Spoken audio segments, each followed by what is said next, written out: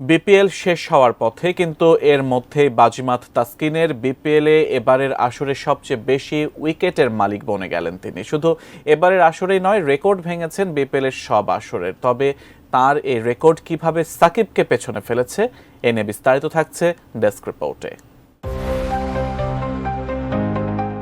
Taskin Ahmed pacer হিসেবে আলো ছড়াচ্ছেন বিপিএলে, যা চোখে পড়ার মতো। সাকিব আল হাসানের রেকর্ড ভেঙে দিয়ে ইতিহাস করে ফেললেন বিপিএলে এক মৌসুমে সবচেয়ে বেশি উইকেট শিকারী হিসেবে। শেষ ম্যাচে পয়েন্ট টেবিলের শীর্ষে থাকা রংপুর রাইডার্সের বিপক্ষে রাকিবুলকে আউট করে তুলে নেন নিজের ২৪তম উইকেট। তাতেই ভাঙে ২০১৮-১৯ বিপিএলে সাকিবের নেয়া ২৩ উইকেটের রেকর্ড। সেই রেকর্ডটি অক্ষত থাকে কয়েক বছর, যা ঢাকা ডাইনামাইটসের হয়ে ১৫ ম্যাচে করেছিলেন সাকিব। তবে তাসকিন এই নতুন ইতিহাস করেন মাত্র ১১ ম্যাচে।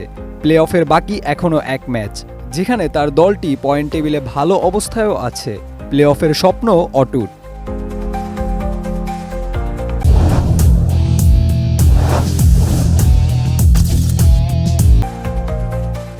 যদিও বিপিএলে এবার বেশিরভাগই হয়েছে high scoring match, low scoring match দেখা যায়নি খুব। কিন্তু রান উৎসবের বাইরেও রংপুর ও রাজশাহীর ম্যাচ দর্শকদের দেয় ভিন্ন মাত্রার উন্মাদনা। মাত্র ২ রানে ম্যাচটি জিতে নেয় দুর্বার রাজশাহী। আর এতেই দুর্বার রাজশাহীও নিজেদের টিকিয়ে রেখেছে ফাইনালের দৌড়ে। এখন তাসকিন চাইলে চোখ রাখতে পারেন বিশ্ব রেকর্ডের দিকে, যেখানে স্বীকৃত টি-20 টুর্নামেন্টে সর্বোচ্চ নজির আছে ৩৩ উইকেট নেওয়ার।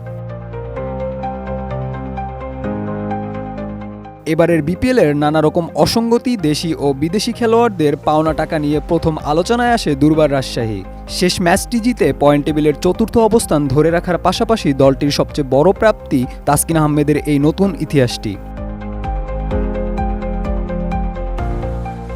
Desk report, ATN news.